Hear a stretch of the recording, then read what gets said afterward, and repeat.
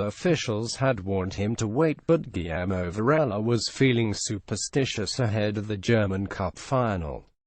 Just 12 months previously, he got a tattoo before Manchester United's FA Cup win against Crystal Palace at Wembley. And, with Eintracht Frankfurt's clash with Borussia Dortmund on the horizon, the 24-year-old wanted to continue the tradition after spotting a gap in his heavily inked arms. But Varela was not planning on an ink replica of the famous DFB Pokal trophy when he popped along to Sculptator Studio Bad Vilbel with two of his teammates. The Uruguayan was booked in for stage one of an elaborate forearm tattoo of La Catrina, a painted woman's face and motif from Mexico's Day of the Dead tradition. To his horror, just days before the biggest game of his career, it became infected. Frankfurt were furious, suspending Varela with immediate effect, fining him £63,000 and abandoning any prospect of extending his loan.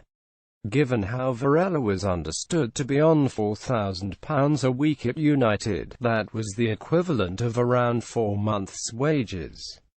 Just what was going through his head? Unlike the Wembley showpiece event a year previously, Varela had a real chance of playing in one of the biggest games in Frankfurt's history as they suffered a narrow 2-1 defeat.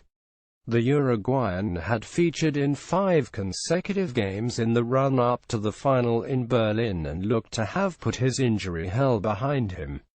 Cruelly, Varela tore his ankle ligaments in just his 3rd appearance for the club in September. Varela played just 10 games in a nightmare spell in Frankfurt after undergoing surgery, and having a screw removed from his ankle, Varela returned to action 5 months later. But something still did not feel right. Having played through the pain barrier against Hertha Berlin and Bielefeld, Varela had further surgery which ruled him out for another 3 months. To his credit, the 24-year-old's spirits remained high and he was enjoying life in Frankfurt. Like Andreas Pereira and Joel Pereira, Varela believed a spell in Europe would boost his chances of getting back into the fold under Jose Mourinho as he entered the final year of his deal. The right-back featured in Mourinho's first pre-season game against Wigan last summer, but, following a one-on-one conversation with the Portuguese boss, advised to go out on loan.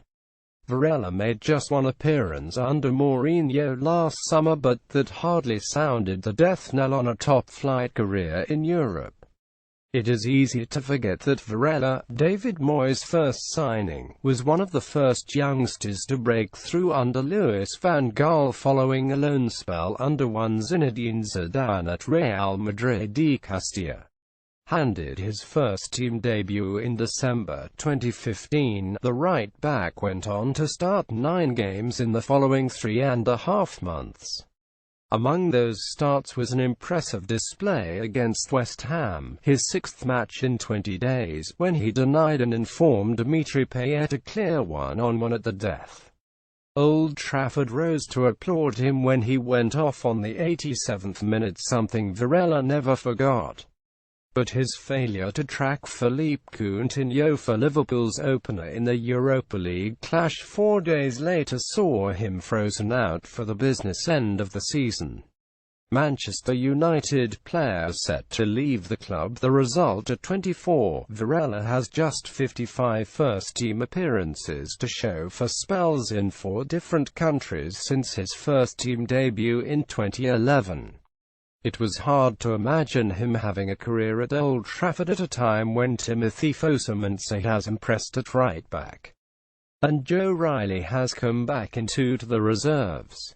Returning home to his friends and family makes sense after a chastening 4 years in Europe as he looks to revive his World Cup dream. But he will have a permanent reminder of where it all went wrong.